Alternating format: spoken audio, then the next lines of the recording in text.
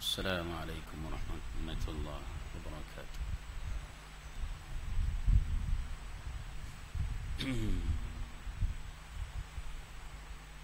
Kesuga lapang.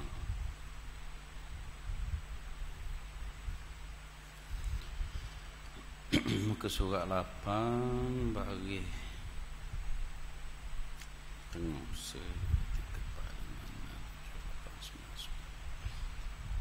bagi ke-14 daripada bawah. Surat 8 bagi ke-14 daripada bawah. Itu masih lagi dalam pembicaraan rukun sujud. Situ dan wajib menekankan dahinya. Baik. Alhamdulillah rabbil alamin, wassalatu wassalamu ala asyrafil anbiya'i wal mursalin wa ala alihi wa sahbihi ajma'in. Rabbi shrah li sadri wa yassir li amri wa hlul 'uqdatam min lisani yafqahu qawli. Subhanaka la 'ilma lana illa ma 'allamtana innaka antal 'alimul hakim. Fa inna asdaqal hadithi kitabullah wa khairal hadi hadi Muhammad sallallahu alaihi wasallam. Wa syarrul umuri muhdatsatuha wa kullu muhdatsatin bid'ah. ولا حول ولا قوة إلا بالله العلي العظيم أما بعد. قال المؤلف رحمه الله تعالى ونفعنا وإياكم بعلومه آمين. Kata pengarang, dan wajib menekankan dahinya kepada tempat sujud kepada tempat sujudnya dan meninggikan punggungnya daripada kepalanya, dan yang akmalnya bahawa takbir bagi tunduk sujud dengan tiada mengangkatkan dua tangannya. Kemudian dihantarkan dua lututnya, kemudian dua tapak tangannya menghunjur segala jarinya ke kiblat, kemudian menghantarkan dahinya dan hidungnya pada hal terbuka keduanya, dan menceraikan dua kakinya qada sejengkal, dan merenggangkan dua lengannya daripada dua lambungnya, dan mengangkatkan perutnya daripada dua pahanya pada laki-laki, dan menghimpunkan keduanya pada yang lain daripada laki-laki. Habis itu itu masih lagi rukun ketujuh. Perabih ni rukun ketujuh.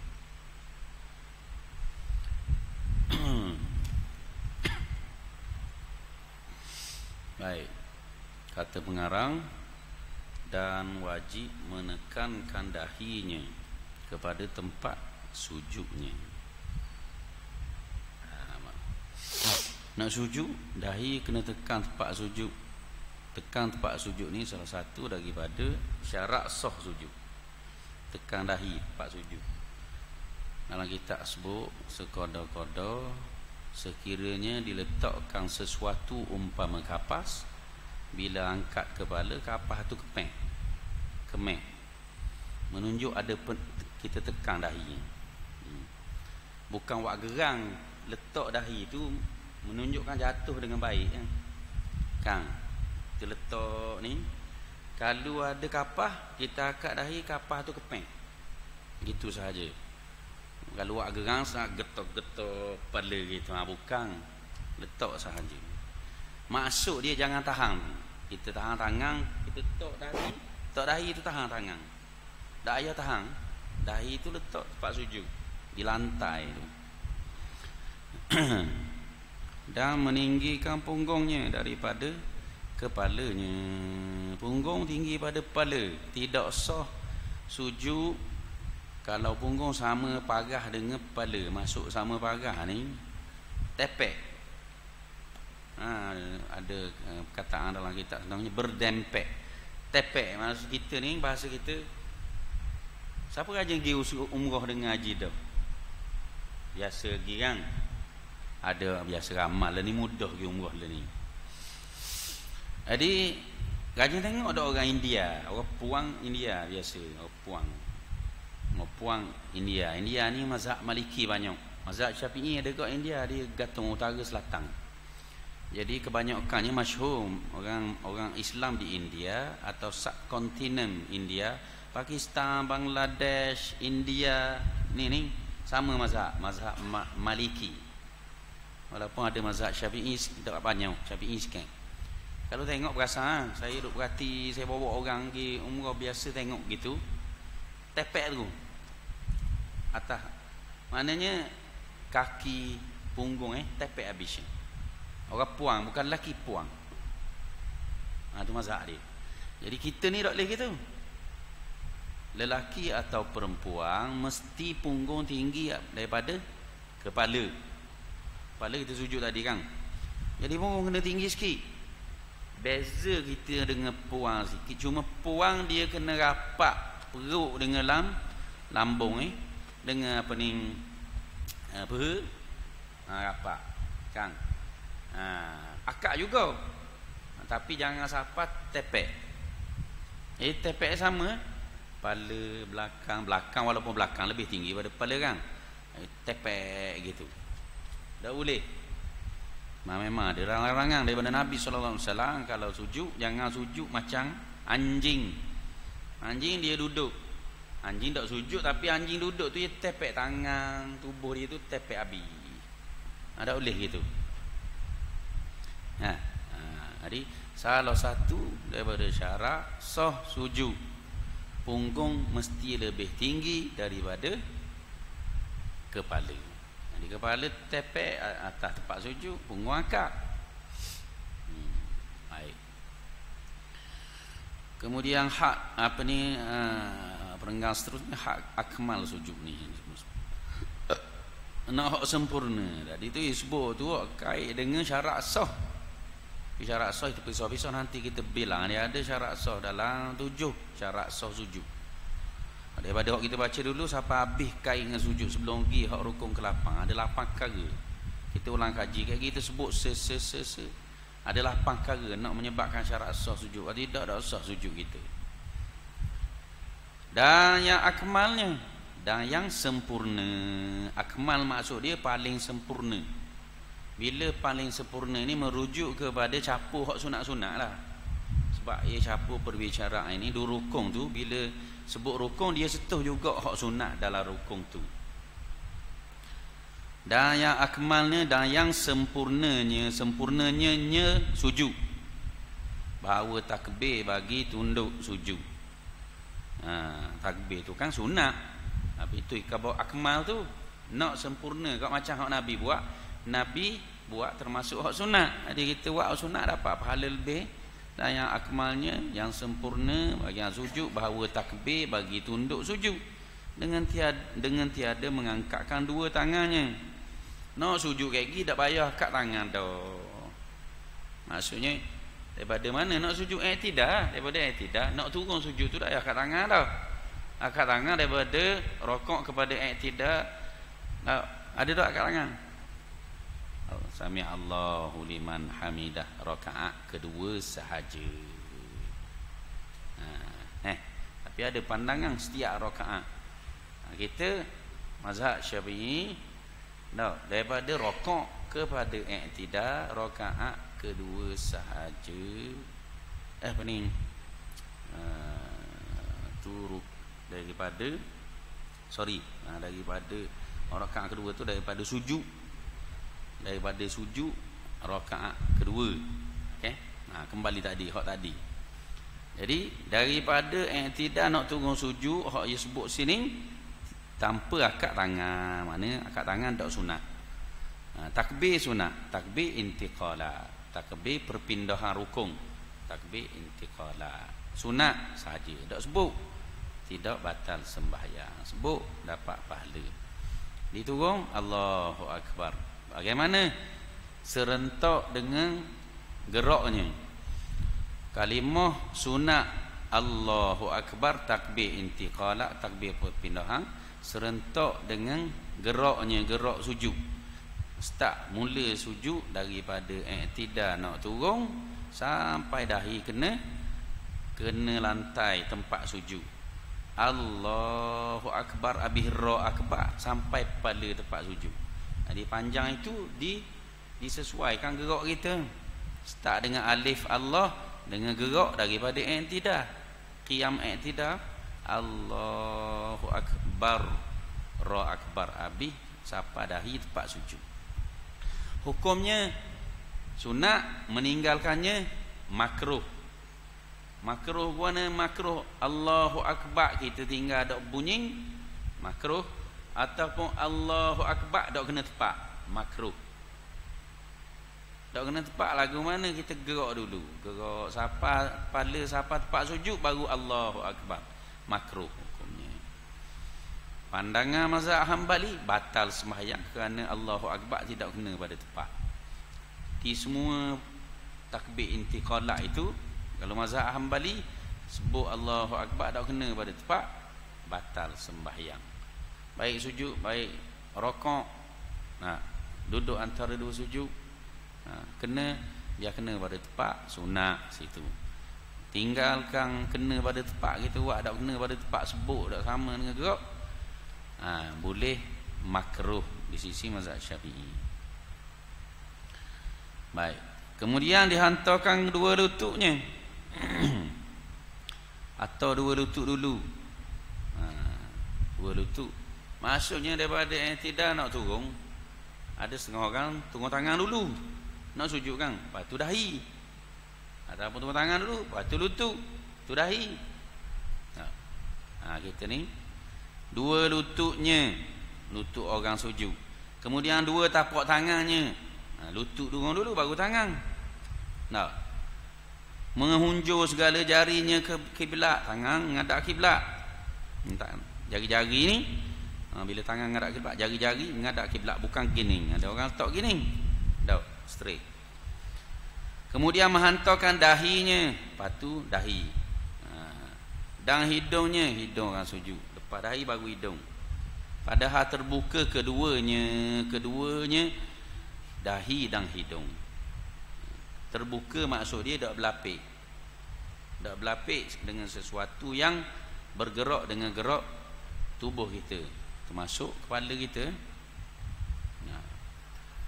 Dan menceraikan dua kakinya kodos jengkal. Kaki kodos jengkal jauh antara satu kaki kanan kaki kiri, sejengkal jaraknya. Sama keadaan berdirinya sejengkal. Berdiri, rokok, i'tidah, sujud sejengkal. Tidak ada istilah rapatkan kaki ketika sujud. Itu bukan daripada mazhab Syafi'i. Ada tak dalam mazhab lain? Ada. Mazhab Hambali, mazhab Hanafi, rapatkan kakinya. Mazhab Maliki sama mazhab Syafi'i. Qiyam, rokok, i'tidah, sujud, semua sejengkal. Kecuali perempuan. Perempuan mazhab Syafi'i rapat macam mazhab Hanafi. Hanafi qiyam, rokok, i'tidah, sujud, rapat kaki macam perempuan. Mazhab Hanafi. Mazhab Hambali sikit beza. Qiyam macam jengkal tadi, rokok, i'tidah, sujud je rapat kaki. Sujud rapat kaki mazhab Hambali. Saya perhati banyak masjid-masjid surah gitapa, bukan masjid ni, gitapa poster cara semayang hak tu, kaki suruh rapat masa sujud, tak betul. Mazhab Syafi'i di renggang sejekal juga masa sujud. Jadi bila rapat tu pandangan mazhab Hambali. Ada pandangan dalam mazhab Syafi'i, ada pandangan lemah, dhaif mazhab Syafi'i, rapat kaki ketika sujud bagi lelaki. Jadi muktamad mazhab Syafi'i tak rapat, sejengkal. Okey, kita ulang balik daripada i'tidah. Allah nak turun, Allahu Akbar nak turun, sujud. Turun, lutut dulu dua. Lutut setengah, pak sujud. Dua. Lepas tu tangan. Dua jadi pak. Lepas tu dahi. 5. Lepas tu hidung 7. Sebenarnya hidung ni sekali dengan dahi. Hak 7 sebut dalam hadis, umir tu an asjuda ala sab'i a'zum. Aku diperintahkan untuk sujud atas 7 anggota. Bukan hak ni dikira berasingan, hak ni dengan hak ni. Dai kaki 2 dah. Masa kita sujud tu kaki sudah tentu sama lah, duduk situ dah. Yang pertama dah. Lutut 2, lipat tu tangan 2. Jadi 6, 7 adalah dahi. Hidung sunnah. Tapi Nabi buat tak tinggal. Oleh kerana Nabi buat tak tinggal, mazhab Hambali kata wajib juga. Walaupun dalam hadis sebut tu tak rijlain 2, lepas tu rukbatain, yadain, lepas tu jabhah. Bila jabhah? Wa asyara ila anfihi. Nabi ni Allah kata alal jabhah, dahi, tangan, jari Nabi menunjuk, asyara ila anfihi, Nabi tunjuk ke hidung. Jadi fahamnya mazhab Hambali, hidung pun termasuk yang wajib. Jadi sujud tu biar kena juga hidung mazhab Hambali. Mazhab Syafi'i sunat hidung tersentuh juga. Bila dahi kena, hidung pun kena juga. Tak kena hidung, dahi saja kena, sah kita. 7 anggota dak. Gitu. Molek sentuh juga hidung. Pasal nak dapat pahala. No. Hak akmal, sebut ya akmal, akmal termasuk sekali yang sunat-sunat. Molek kaedah tu pasal apa? Khuruju minal khilafi mustahab. Keluar daripada khilaf itu digalakkan, dianjurkan. Kita ambil kira juga hak pandangan mazhab Hambali kata wajib. Kita nak dapat pahala hak sunat, maka kita buat, kita tak tinggal. Tu kaedah. Dia kaedah ni mazhab-mazhab berbeza. Contoh mazhab Maliki, ada benda hak mari daripada hadis, dia ni nak tunjuk sikap dia tak sama dengan mazhab lain, dia memakruhkan perbuatan itu. Pasal dia nak tunjuk beza dengan mazhab lain. Contoh mazhab Maliki gitu, dia panggil kaedah. Dia kaedah mereka beza antara mazhab. Jadi tak boleh nak sama. Maka kita kita panggil menggunakan kaedah umum di sisi ulama usul yang mengkaji kaedah-kaedah mereka. Maka khuruju minal khilaf, al khuruju minal khilafi mustahab. Keluar daripada khilaf itu digalakkan masuk boleh pahala kita buat gitu. Jadi kita nak ra'i pandangan hak wajib tu, kita buat juga kerana di sisi kita pandangan sunat. Kalau tinggal sunat tak batal. Kita buat tu kerana nak ra'i pandangan hak wajib di sisi kita sunat. Tu digalakkan. Baik. Selesai. Jadi kalau kata tu tangan turun dulu, kaki turun ke tiang, sah juga pasal sunat. Tata cara yang beradab turun untuk sujud begitu. Lutut dulu baru tangan, baru dahi. Tapi sunat, sah juga turun tangan dulu. Tapi kurang markah, kurang pahala. Ada pun orang hak uzur tua dah, turun lutut dulu, sakit lutut, maka tidak timbullah kurang pahala di situ. Oleh kerana masalah dia lutut sakit. Zaman muda dia memang waktu turun lutut sama. Jadi oleh kerana dah tua, umur 80 lebih, 85, 90, lutut sakit, turun tangan lu. Lepas tu turun tutup diam, pahala penuh kau. Kerana keuzuran. Gitu. Masalah kemampuan tu. Ya? Masa duduk, masa tunduk, masa sujud.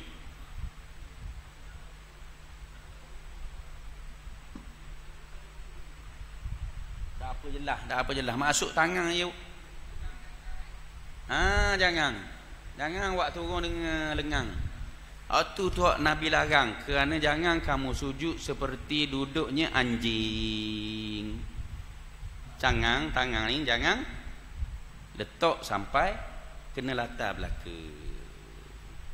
Apa hukumnya? Makruh. Tidak haram, makruh. Duduknya seperti duduk anjing. Setengah ulama, dua mazhab Syafi'i haram. Ada larangan Nabi. Jadi buat gitu tu tangan tu tak sah lagi. 7 anggota kena lagi. Kita pergi buat lebih lah. Anggota kita bukan setakat 2 tapak tangan. bahkan habis lengang ni. Tak boleh tak gitu. Tak boleh tu dengan tak boleh bil karaha, dengan makruh. Tak gitu. Akak sebab dalil Nabi disebut bahawa Nabi bila sujud sehinggalah nampak ketiaknya. Nabi buka luar. Jari ni tangan-tangan ngadap kiblat buka luar. Nampak ketiak sebab lengang jubah Nabi besar. Kalau tutup gini tak nampak ketiak. Ni keadaan orang puang yang Nabi sebut. Puang ni suruh rapat di di tepi dada kiri kanan ni. Tu puang. Jadi kita lelaki buka. Tapi buka keadaan semayang seorang. Sebab Nabi tu imam. Anda faham tu? Faham pada tu kita nak buat agak ni. Hadis kata gini.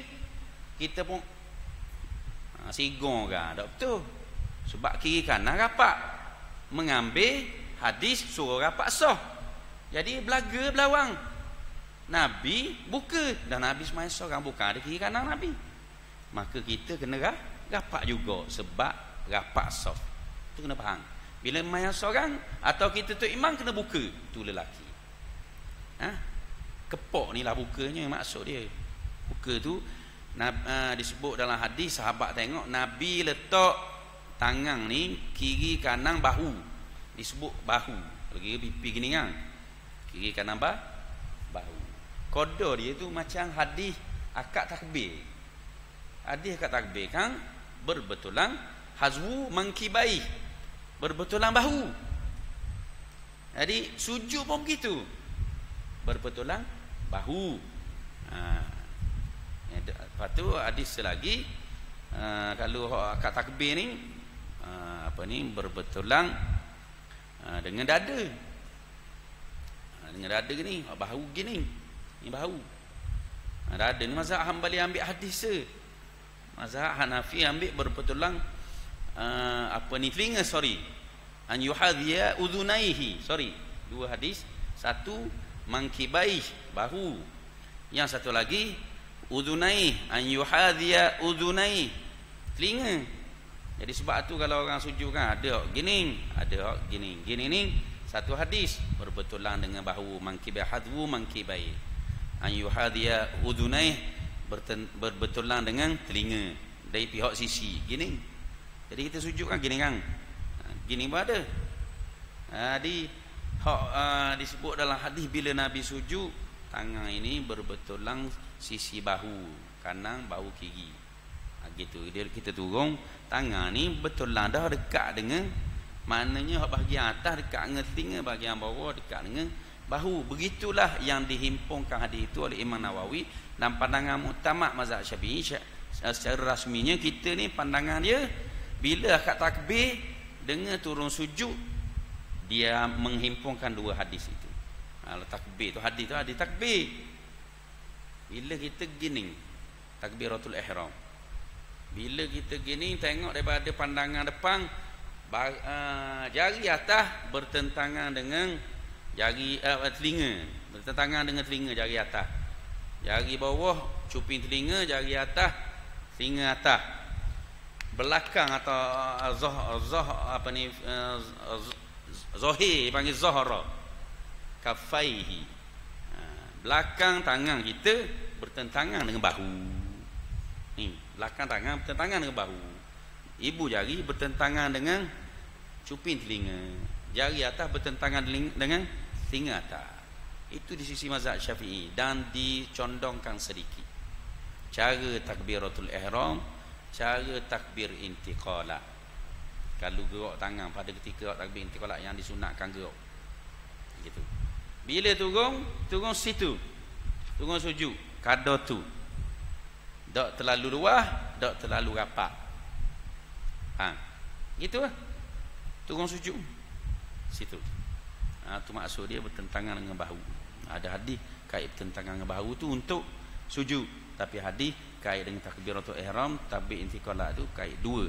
Hadwu mankibai, tentangan dengan bahu, an yuhadhiya udhunai, tentangan dengan telinga. Itu mazhab Syafi'i. Jadi kalau kata tengok buku dulu-dulu, buku Jawi ajar cara semayang, dia tunjuk gambar. Dia buat gini. Ini mazhab Hanafi. An yuhadhiya udhunai, pihak pihak sisi. Telinga sahaja. Tak jadi bahu dah gini sebab bahu mesti kening turun ki. Ini mazhab Hanafi. Gini. Mazhab Syafi'i bawah. Ia lebih atas pada mazhab Hambali, dada. Dia rapak gitu depan dada. Dia. Yang ambil hadis hadbu mankibai mazhab Hambali. Jadi kita atas sikit. Seolah-olah bila tengok daripada depan, telinga pun sabit kau. Ni semua dada pun apa ni, bahu pun sabit kau. Bertentangan. Baik. Seterusnya. Ingat tadi tu soalan tadi. Jangan letak dua-dua gitu Melainkan orang tak ada arah, ya lengoh. Tahu, lengoh. Akak beras seterela. Tahu, dah lah mahal harga beras lah ni. Kena akak seterela pula kerja akak. Lengoh mayang lepas tu mayang so contoh habis-habis mayang so. Akak berdorak dah. Dah pikul banyak seterela. Jatuh gitu. Dorak sebab dorak. Lengoh lupuh orang panggil bahasa kita. Dok makruh dah kerana lengoh. Keuzuran ada. Tak ada keuzuran kena buat macam Nabi. Akak jangan letak. Tu jadi macam anjing.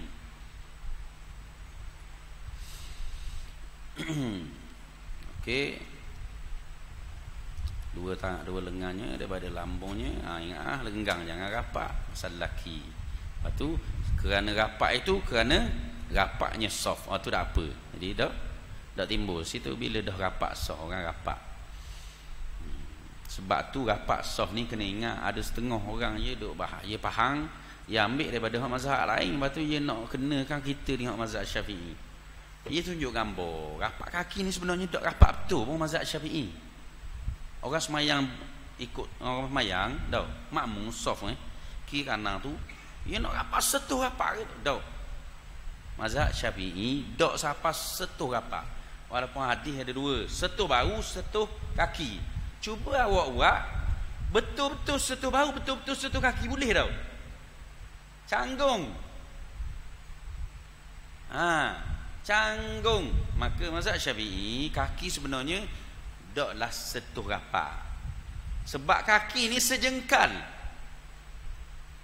Sejengkal antara sisi kanan dengan sisi kiri hak dalam menghadap kiblat. Jadi bayang nak mana satu bahu satu kaki sekali. Tak kena dengan hak arah daripada kitab mazhab Syafi'i. Sejengkal saja kalau kita kira, faham kan sejengkal. Ada dia ginilah kalau tunjuk.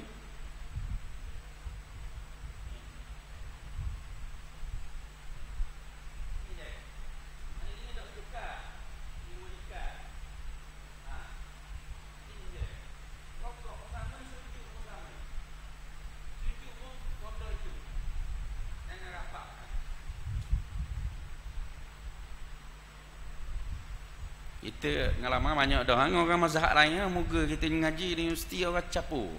Orang Maliki ada, Hambali ada, Hanafi pun ada. Dia kena ke hak dia kata wajib setuh tu. Nya kakang juga setuh nak setuh kaki kita. Nya kakang nak setuh kiri kanan kaki kita, ya Allah. Nampak kat mana? Kita ambil air semayang tu dia tegur. Pasal ikut mazhab dia. Mazhab Hambali, mazhab Hambali semayang, dia duduk belah kanan kita tengok kita. Dia suruh basuh habis ni. Sapu habis pada. Kita kan. Kita budak-budak pun kita tengok orang tua kan.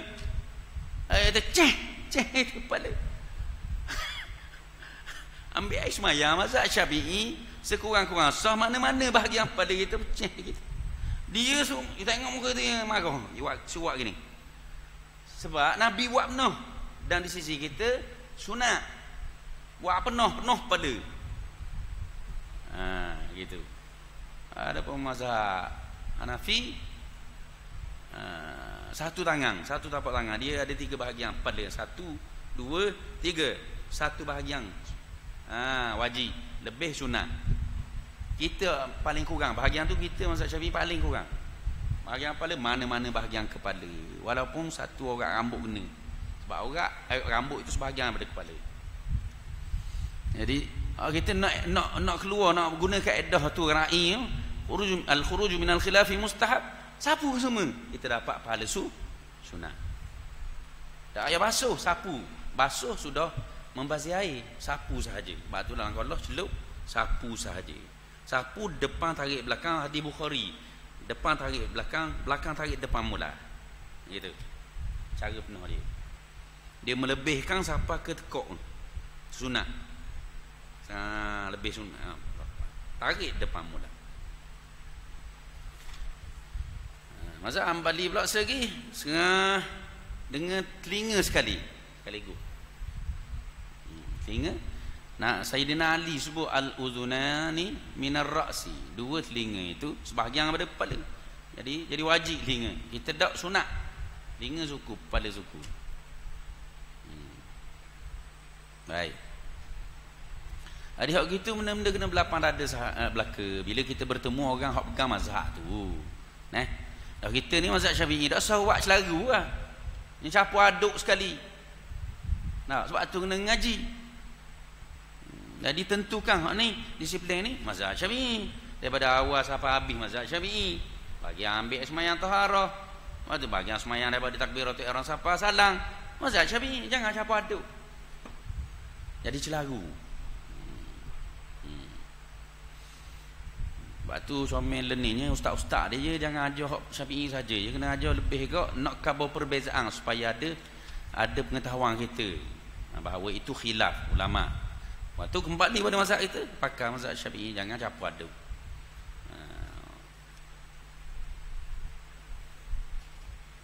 Habis itu dan mengangkatkan perutnya daripada dua pahanya dan pada laki-laki terbaca dah ni gitu.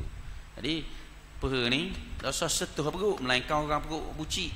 Bukan perut bucik saja besar. Jadi no warna dah. Kang. Kalau dak orang kita ni normal biasa, tidak boleh setuh perut ni dengan paha. Hang. Bila kita setuh menunjukkan kita ni satu tidak tahu, tak belajar, yang kedua pendek. Tempat sujud pun jadi pendek. Ni kadar macam kita buat ni cukup ni. Ni soft yang baik. Pasal kita cukup dah untuk kita sujud. Lepas tu ada ruang sikit depan. Tahu? Membezakan soft kita dengan soft depan. Cukup. Setengah-setengah masjid surah dulu kapak soft. Dia sujud pun kapak nekung kita sujud. Tak comel, tidak akmal, tidak sempurna. Jadi tak boleh kena lambung kita. Dan menghimpunkan keduanya pada yang lain daripada laki-laki. Pasal apa disebut gini? Cuba fikir. Dan menghimpunkan keduanya itu perutnya dan dua paha. Perut dan dua paha. Pada yang lain daripada laki-laki. Apa dia tak sebut pada perempuan? Senang lalu. Pada yang lain daripada laki-laki, maksud dia khunsa pun kena gitu. Khunsa ni cara memayang dia macam orang perempuan. Cara memayang ni rapat ni. Kecuali khunsa wadih lelaki. Khunsa ni maksud dia manusia yang dilahirkan dengan dua jantina. Lepas pada tu kena tentukan senapangkah, pisangkah ataupun apang balikkah yang berfungsi. Kalau pisang berfungsi, dia lelaki hukumnya. Kalau lah apang balik dia berfungsi, dia perempuan hukumnya. Kalau khunsa muskil, tak tahu lelaki ke perempuan, dua-dua boleh guna, tak basah. Kalau gitu, gini kaedah dia. Khunsa wadih kalau dia tu lebih kepada perempuan, hukum dia perempuan. Jadi semayang pun macam perempuan tadi. Khunsa muskil pun kena guna perempuan. Jadi perapak perut dengan paha. Sebab tu dia sebut dan menghimpunkan keduanya perut dan paha pada yang lain daripada laki-laki. Sebab lain daripada laki-laki bukan orang puan saja. Begitu. Ada pun hak seks LGBTQ, hak seks laki berasa puan. Hak tu bukan khunsa. Hak tu nyah. Maka hak tu hukumnya lelaki semayang macam lelaki. Tu tetap semayang macam lelaki, hukumnya lelaki. Tapi rohok sikitnya bila gitan dah Dia pakai macam orang puang. Dia masuk tandas laki ke puang. Masuk tandas laki, orang kata ni dia ni apa masuk kau ni? Dia pun masuk tandas puang, tak pasal. Dari segi hukum haram dia masuk tandas orang puang. Sebab dia lelaki. Maknya hak ni khunsa lain. Khunsa tandas lelaki puang kena bergantung kepada wadih kat mana. Lepas tu muskil kira puang boleh masuk tandas puang. Jangan kacau orang sudah. Pasal kan. Kita tak aja tengok barang dia. Minta maaf. Nama dalam kad penalang kita aja tengok Muhammad Sajak.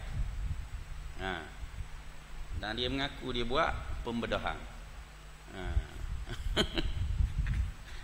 Allah Rabbi. Kalulah dia itu khunsa, dia berhak memutuskan dia lelaki perempuan berdasar kepada perakuan doktor. Wadih kot lelaki-lelaki, wadih kot puan-puan, wadih maksudnya jelas. Fungsi hak mana se? Tahu, jantina tu. Jantan ke betina. Ni kalau muskil, dia butuh dia memang dah aku ni apa ni jiwa puang, dia puang dia. Ni masalah bukan puang. Laki lebih situ je. Nyagi wak pembedahan, haram berdosa besar. Nabi dak ngaku umat. Pasal tukar jadi puang kerana pembedahan. Dia gagah saja, dia gagah tak emosi, kata saya perasaan saya puang tak leh dah. Belambok kan air hok nampak lembut-lembut nikah anak sebelah. Nampak lembut masuk berahi. Tahu? Ada masuk lembut, tak ada pot darah seorang lembut nampak. Tapi anak boleh tahan dah 7-8 orang. Dia cucu dah. Cikgu peceng. Lembut, berahim masuk, cakap bergaluh. Tu bukan tiru orang puang. Tuhan lahirkan dia dengan kelembutan. Tu sebab memang manusia ni dia ada fitrah dia, genetik dia tu. Ni kasar, ni kerah, ni lembut biasa gitu. Ni pakai puang. Tu tak boleh, tu haram. Lembut saja pakai lelaki sebab dia lelaki. Tu tak ada masalah. Kena molek lembut-lembut. Taekwondo 7 dang black belt. Ananya. Apa kan? Jangan jadi puang. Siapa gitu kau jantina tu haram dosa besar walaupun dia pakai hujah mana sekalipun. Ada. Baik. Habis itu bahagian rukun ke-7. Mana info? Tu dah jauh. Ambil padang dah tu. Jadi kita ulang, sebelum kita tutup kita ulang balik syarat-syarat sah sujud. Habis dah ni, masuk lapangan kita baca mula bulan depan. Syarat sah sujud. Pertama, dahi terbuka, tak berlapik, tak tutup.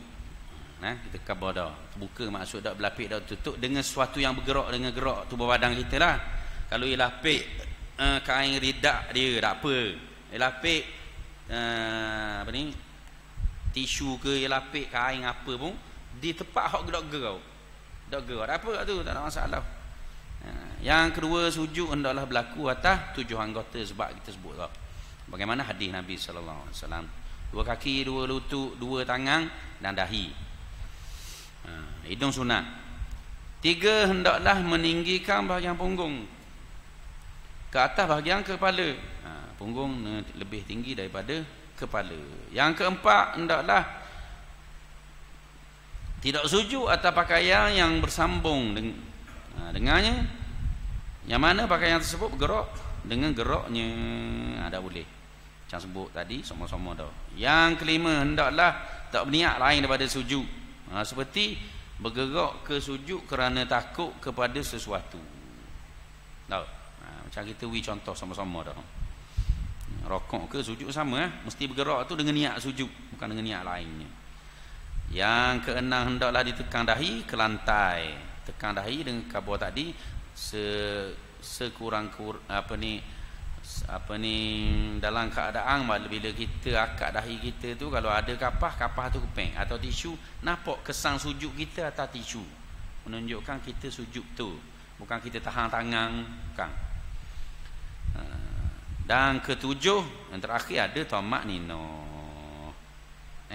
Tamak nino maksud dia kita ada qada bertenang ke perbuatan anggota tubuh badan kita ketika rukun itu, sama ada rokok atau sujud. Dalam konteks ni, sujud tu kita dok tangan, dok gerak kaki, dok gerak lutut, dok gerak dahi, kepala dok gerak, kecuali mulut sahaja yang boleh gerak kerana membaca bacaan sunat subhana rabbiyal a'la, subhana rabbiyal a'la, subhana rabbiyal a'la 3 kali. Hadis sahih subhana rabbiyal a'la. Hadis yang dipertikaikan kesahihannya subhana rabbiyal a'la wa bihamdih, dan ada dalam kitab-kitab mazhab Syafi'i subhana rabbiyal a'la wa bihamdih 3 kali baca. Bagi Tok Imam jangan baca lebih pada 3 kali kerana makruh. Pandangan Tok boleh baca 5 kali. Jadi kita ni kalau makmum Tok Imam panjang lebih pada 3 kali, kita baca sahaja sehinggalah Tok Imam berpindah takbir intiqalat, berpindah rukun. Dak baca 7 kali pun 7 kali selagi Tok Imam dak pindah hukum. Dengan bacaan yang sederhana sunat, jangan baca laju. Subhana rabbiyal a'la wa bihamdi, subhana rabbiyal a'la wa bihamdi, subhana rabbiyal a'la wa bihamdi. Nah, wallahu taala a'lam. Bismillahirrahmanirrahim. Alhamdulillahirabbil alamin. Shalatu wassalamu ala asyrafil anbiya'i wal mursalin wa ala alihi wa sahbihi ajmain. Allahumma anfa'na bima 'allamtana wa 'allimna bima yanfa'una. Allahumma zidna ilman warzuqna fahma. Allahumma hdina siratal mustaqim, siratal ladzina an'amta 'alaihim minan nabiyyin was-siddiqin wasyuhada was-solihin wa hasuna ulaika rafiqa. Sallallahu ala Muhammadin wa ala alihi wa sahbihi wa baraka wa sallam. Alhamdulillah rabbil alamin.